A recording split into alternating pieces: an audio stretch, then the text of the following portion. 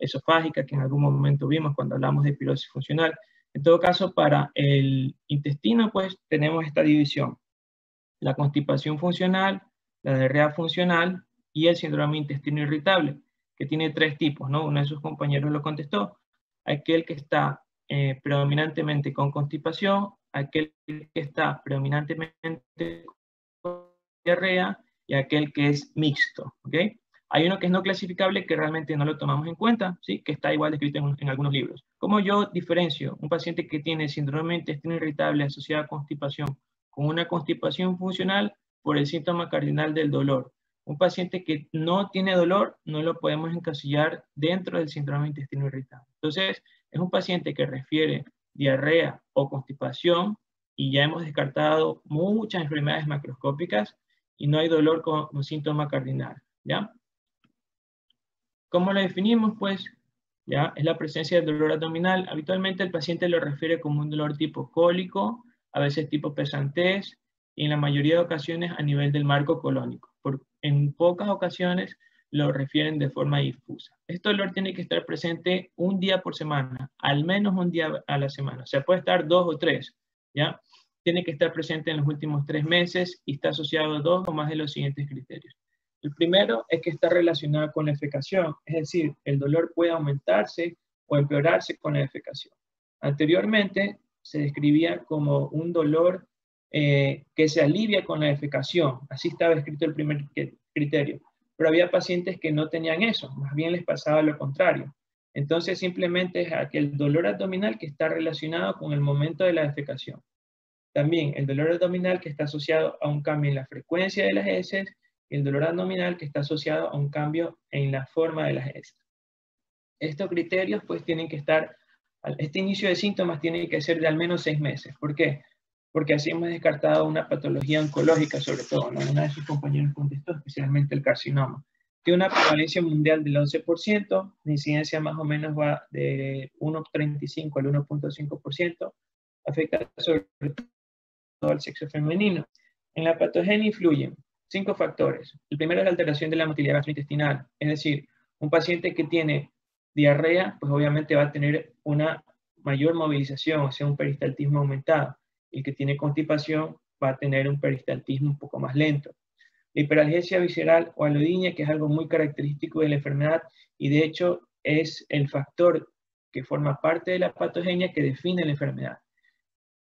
Esto se refiere a un aumento de la sensibilidad del individuo con respecto al dolor.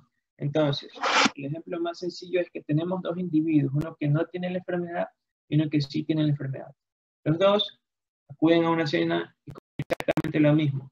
Consumen una gran cantidad de granos, brócoli, coliflor, más otros alimentos, y todo esto sabemos que produce una gran cantidad de gas intestinal, una gran cantidad de metano. Entonces, en ambos individuos, después que han consumido los alimentos, está la misma cantidad de gas. En el que no tiene enfermedad, quizás solamente va a sentir hinchazón, va a sentirse como molesto, pero no va a tener dolor, ¿ya? Tampoco va a tener cólico y tampoco va a tener de pronto ese dolor asociado a la defecación. El paciente que tiene un síndrome de intestino irritable grave, habitualmente después que ingiere un alimento que produce mucho gas, además de tener dolor, tiene diarrea en ese momento, ¿ya? Entonces, eso es lo que se refiere a la hiperalgesia y así lo podemos diferenciar. El aumento de la permeabilidad se refiere al aumento de la migración de células, sobre todo las blancas, ¿ya? Nosotros hicimos un estudio hace unos 2 años en pacientes que tenían síndrome de intestino irritable y en aquellos que no tenían, utilizando una tecnología que se llama endomicroscopía confocal. Entonces, a un grupo se le hacía la técnica en un momento distinto del otro. Y lo que veíamos es que cuando colocábamos la sonda sobre la mucosa, había una mayor cantidad de células alrededor de las criptas, células inflamatorias, o sea, linfocitos, monocitos, quizás neutrófilos también. No podíamos diferenciar qué tipo de células son, pero sí podíamos ver las células alrededor de las criptas. En cambio, en los pacientes normales prácticamente eso no lo veíamos. En su mayoría veíamos criptas que tenían un espacio entre ellas común, normal, y no veíamos células, ¿ya? Entonces, a eso se refiere al aumento de la permeabilidad. Eso fue uno de los estudios que definió también parte de la enfermedad. La microbiota alterada, obviamente la flora bacteriana intestinal está alterada, hay una disminución de la flora bacteriana buena, por decirlo así, ya aquella que está relacionada sobre todo con el bacteroides. Y la alteración de la función cerebrointestinal. Todos los seres humanos tenemos una conexión neuronal entre el cerebro y el intestino. Por eso es que muchas personas, cuando se someten a un miedo muy importante, pueden tener dolor abdominal, ¿ya? O la ansiedad puede generar diarrea, ¿ya? Y eso es porque el cerebro directamente actúa sobre el intestino como un órgano de choque, ¿ya? Entonces, sobre esto actúa mucho la psicoterapia y es algo que se está investigando mucho en la actualidad. ¿Qué características psicosocial tiene el individuo? Pueden estos pacientes suelen tener angustia psiquiátrica, habitualmente son hipocondriacos, ¿ya? Tienen trastornos del sueño, especialmente el insomnio, vulnerabilidad afectiva y falta de adaptación al medio. ¿Cómo podemos hacer el diagnóstico? Primero con una buena historia clínica, ¿no? Preguntar los síntomas, tiempo de evolución y hacer un examen físico. Si yo hago un examen físico y encuentro una masa abdominal, ya no es síndrome de intestino irritable. ¿Por qué? Porque ya pasaría a ser un paciente que tiene una enfermedad macroscópica. Acuérdense que para nosotros dar el diagnóstico de síndrome de intestino irritable no tenemos que encontrar una enfermedad macroscópica, tenemos que haberla descartado a través de los exámenes, a través de la historia clínica. Entonces, después del primer punto, pasamos a los exámenes de laboratorio. Entonces, lo que mínimamente deberíamos pedir es un hemograma, porque vamos a poder ver si hay leucocitosis, si hay neutrofilia, anemia, plaquetocitosis, plaquetopenia, porque eso quizás va definiendo el origen de otras enfermedades. Entonces, tendré que tener un hemograma normal, una proteína C reactiva normal, porque si está elevada, yo podría pensar de pronto que el paciente tiene una enfermedad inflamatoria intestinal. Y la calprotectina fecal, ¿no es cierto? Si está por encima de 50, pues es una indicación formal de realizar colonoscopía. Ya lo vimos en enfermedad inflamatoria intestinal. Coprocultivo, y en nuestro medio tenemos que agregarle obligatoriamente el cuerpo parasitario. En otros países realmente no se solicita porque prácticamente no hay parasitosis, pero en nuestro medio es muy común. Por ejemplo, si yo realizo un examen de coproparasitario y me viene una giardiasis como diagnóstico, pues bueno, la sintomatología está producida por ese agente infeccioso, por ese agente parasitario, y obviamente después de tratarlo, pues tiene que mejorar la sintomatología. Y la colonoscopia cuando tiene indicación, ¿no? Sus compañeros contestaron, ¿no? Tenemos diarrea crónica, edad encima de los 50 años. En la población afroamericana generalmente se empieza a hacer a partir de los 45 años en adelante. Hay algunos países que están pregonando que se realice realmente también desde los 45 en la población caucásica, también en la población mestiza. Otro factor importante pues, es tener un familiar de primer grado con cáncer o el mismo individuo haber tenido previamente una enfermedad polipoidea, ¿sí? De pronto también tiene algún síndrome genético como una poliposis adenomatosa familiar, ¿no?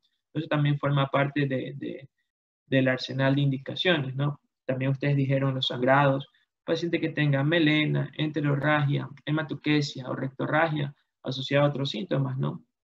Un paciente que tiene melena no necesariamente tiene una patología gástrica, como una úlcera duodenal, por ejemplo. Una melena puede ser resultado de un cáncer de colon derecho también. De pronto en un paciente que tiene un tránsito colónico muy lento, ¿ya? Entonces, también pasa a ser una indicación formal de la realización de una colonoscopia, ¿no? También dolor y pérdida patológica de peso, también lo dijeron uno de sus compañeros, ¿no? Entre las más importantes. Esta escala se denomina escala de Bristol, que se refiere a la forma de la materia fecal, ¿no? La materia fecal habitualmente tiene esta forma, un tipo 4, ya que es más o menos como una salchicha. El tipo 1 y 2, ¿sí? Se refiere a un paciente que tiene síndrome de intestino irritable asociado a constipación. Y el 6 y 7, un paciente que tiene síndrome de intestino irritable asociado a diarrea.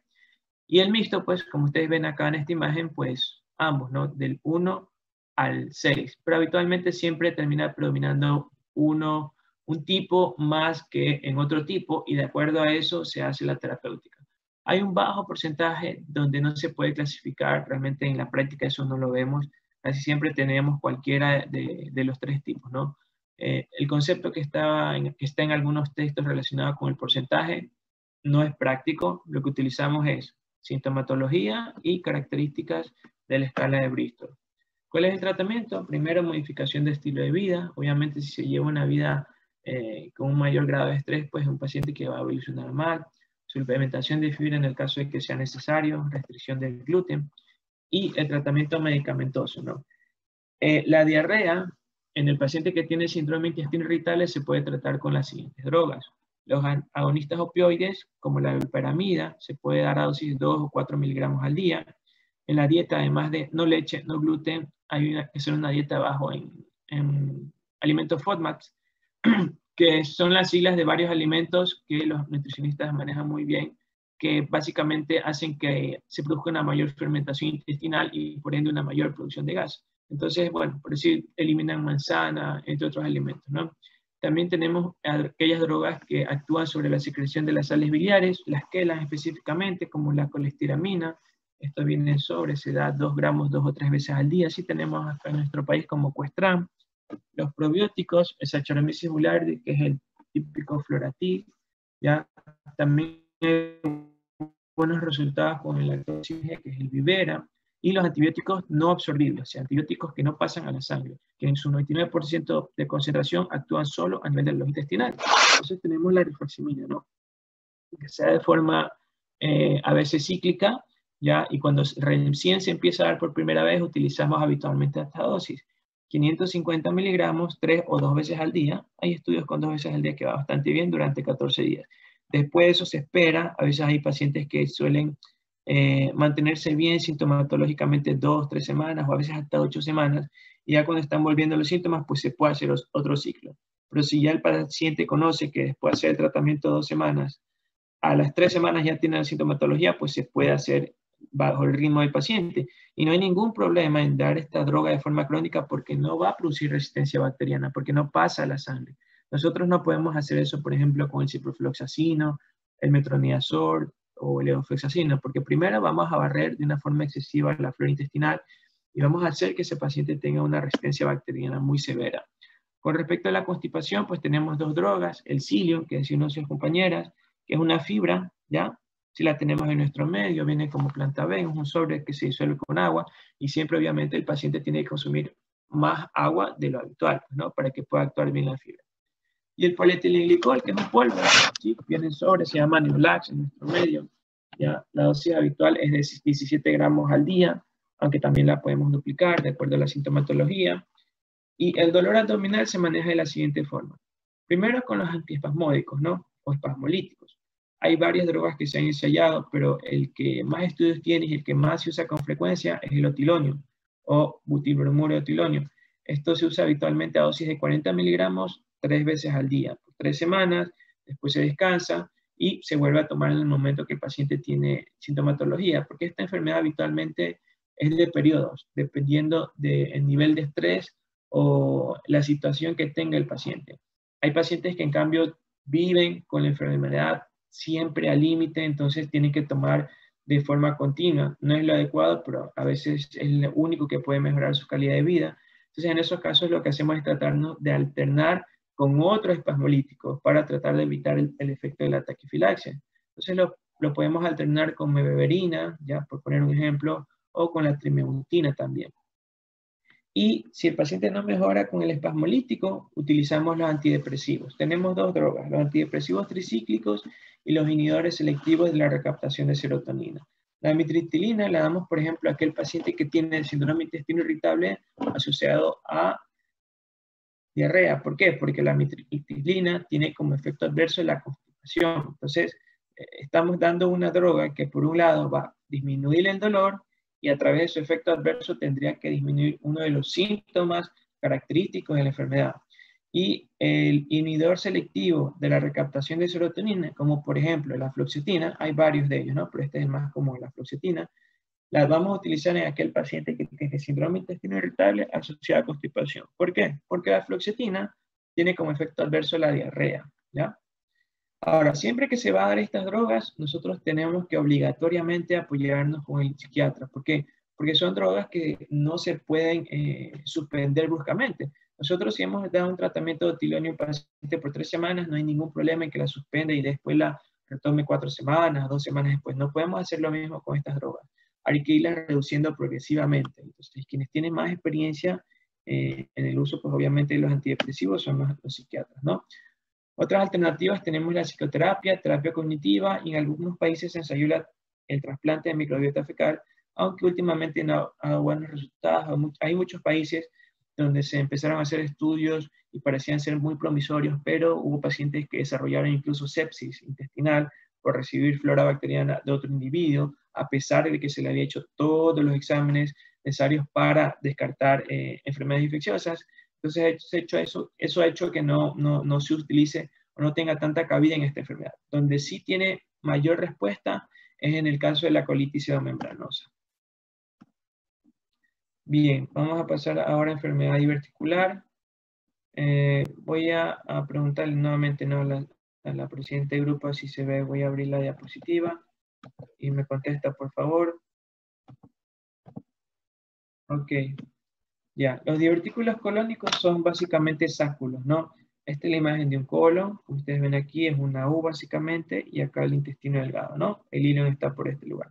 Entonces tenemos el recto. El recto es una zona donde no se forman divertículos por dos cosas. Primero, por la musculatura del recto, que es bastante importante a diferencia del resto, y por el meso. El meso es el peritoneo que se repliega con una mayor cantidad en esta zona que en el resto del colon, ¿ya? Entonces tiene un tejido de sostén adicional, por eso es que nosotros no vemos en esta zona, ¿no? El sitio donde se presentan con más frecuencia, como le dijo uno de sus compañeros, a nivel sigmoideo. Después, en orden decreciente, tenemos colon izquierdo, colon transverso, colon derecho. Uno puede tener un divertículo solamente o cientos de ellos. Nosotros sí hemos visto pacientes de ese tipo. Son pacientes que generalmente hacen sangrados profusos, importantes, que terminan en shock hipovolémico y en terapia intensiva. El diámetro generalmente va de 5 a 10 milímetros. El mecanismo de producción es un aumento de la presión intraluminal, ¿sí? Básicamente eso desencadena una herniación y también un debilitamiento extremo de la pared del colon. Eso, por ejemplo, sucede en el síndrome de Marfan. Algo muy importante con respecto a la dieta es que obviamente si el paciente tiene un buen consumo de fibra, pues va a tener menos posibilidades de tener constipación, o sea, va a tener menos posibilidades de tener un enlentecimiento del tránsito colónico, ¿ya? Y eso va a evitar que se forme el divertículo. Pero si pasa todo lo contrario, va a haber una segmentación más frecuente del colon y se generan presiones elevadas intracólicas. Y eso es lo que va a hacer que se forme el divertículo. La edad, lastimosamente, es un factor predisponente de riesgo muy importante. La mayoría de personas que tienen 60 o 65 años, casi en el 60% de casos aproximadamente, tienen ya enfermedad diverticular, unos con síntomas, otros sin síntomas, ¿no? El mecanismo por el cual el divertículo se inflama es lo que ustedes ven acá, un fecalito. Y eso es importante, sobre todo con el tema de la dieta, porque hay muchos pacientes que llegan preguntando si pueden o no comer semillas. Las semillas son elementos inertes, ¿sí? No tienen flora bacteriana en su interior, a diferencia de un coprolito, ¿sí? Los mismos coprolitos que se ubican en las bases de los apéndices y las inflaman y terminan produciendo apendicitis, son los mismos coprolitos que se depositan en los divertículos, ¿ya? Los van erosionando hasta que los logran perforar.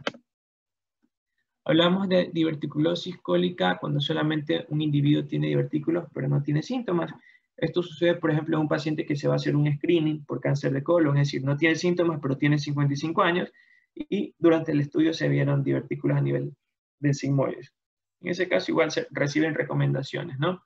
Tenemos después la enfermedad diverticular no complicada, que es cuando hay divertículos, pero sí tiene sintomatología el paciente, como el dolor a la cabeza.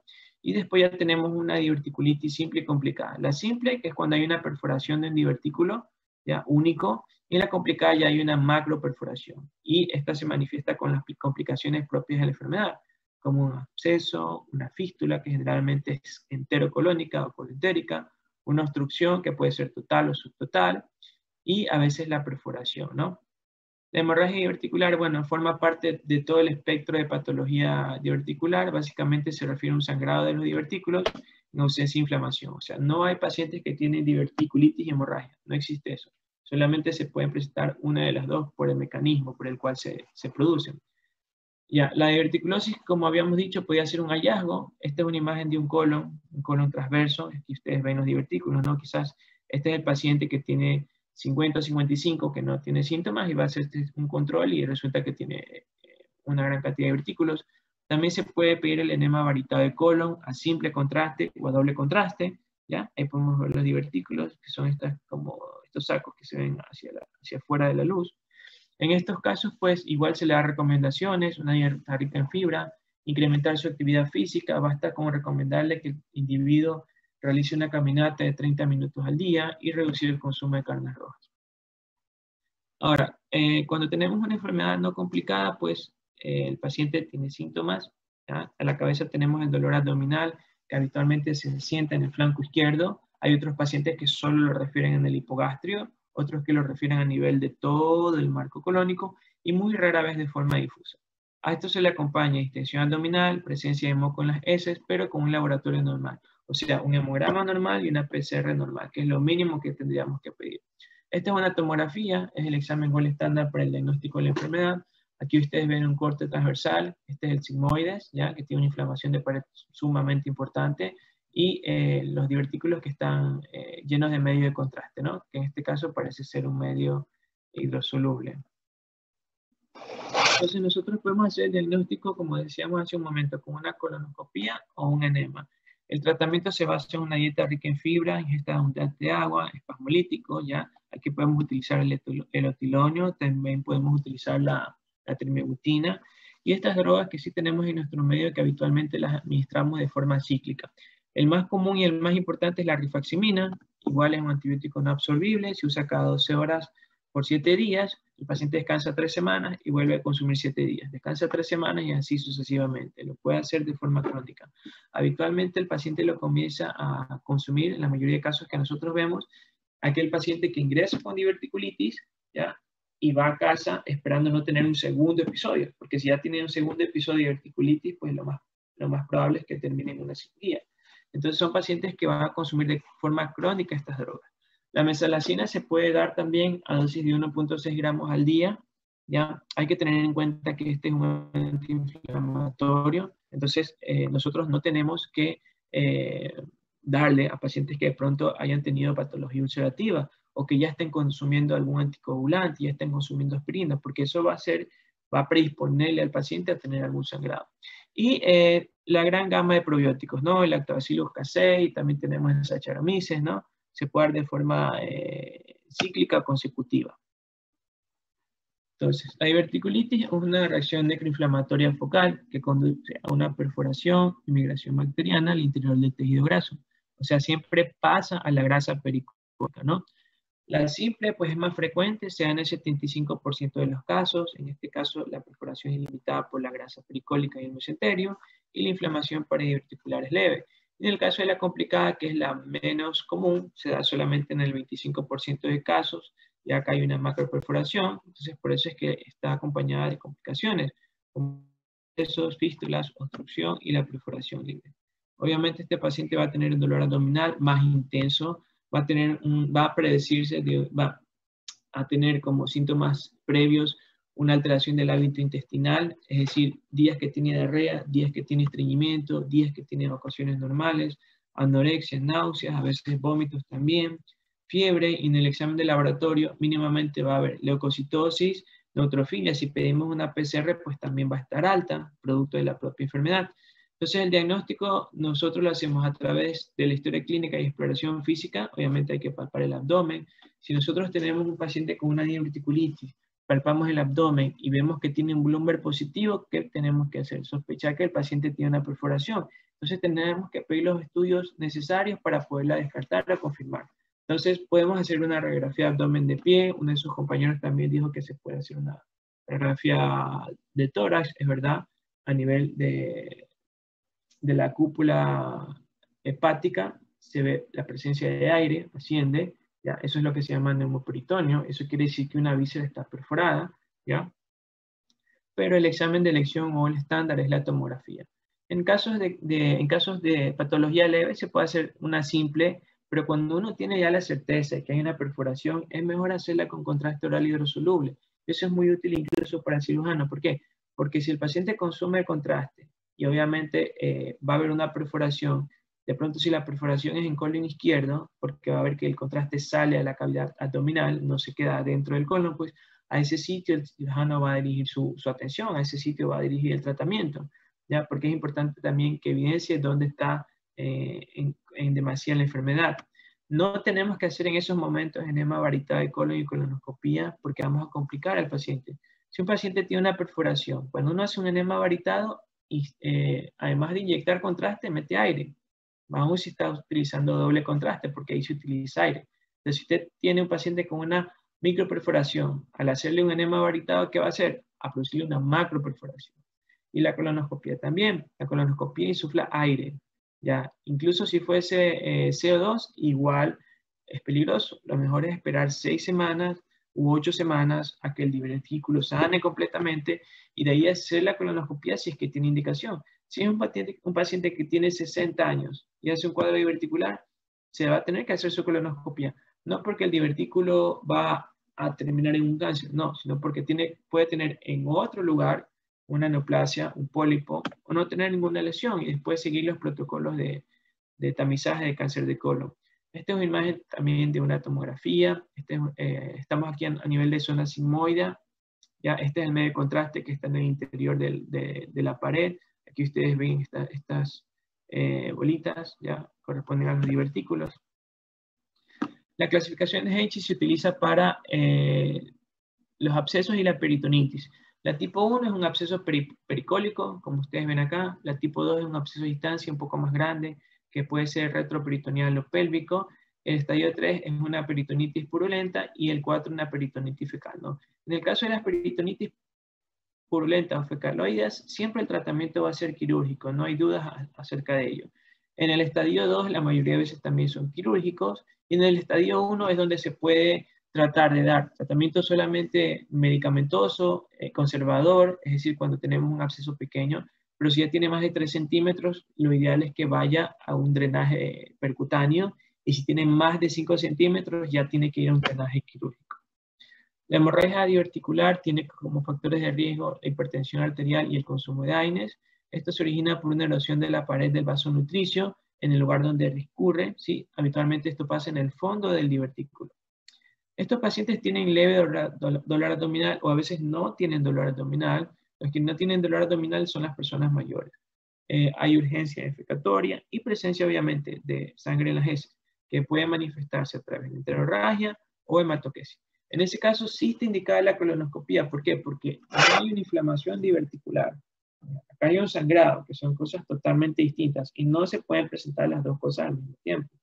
Ahora, si un paciente tiene mucho dolor y sangrado, recuerden que tienen que pensar en colitis isquémica, ¿sí? Y la colitis isquémica siempre la tiene que valorar el cirujano, porque mientras más tiempo pasa, recuerden que el intestino va a tener un mayor grado de isquemia y va a ser una mayor cantidad de intestino que ser resecada cuando ya se actúa de forma tardía, ¿no? Entonces, es muy importante recordar eso. Dolor y sangrado, dolor intenso, pensar en colitis isquémica. El dolor es intenso, un dolor 7, un dolor 10. El dolor leve de la hemorragia diverticular habitualmente es un dolor 1/10, 2/10, nunca llega a ser a 5/10, ¿ya? Entonces es una forma muy sencilla de poderlo diferenciar. ¿Ok? Bien. ¿Alguna pregunta, por favor, que tengan sobre los dos temas?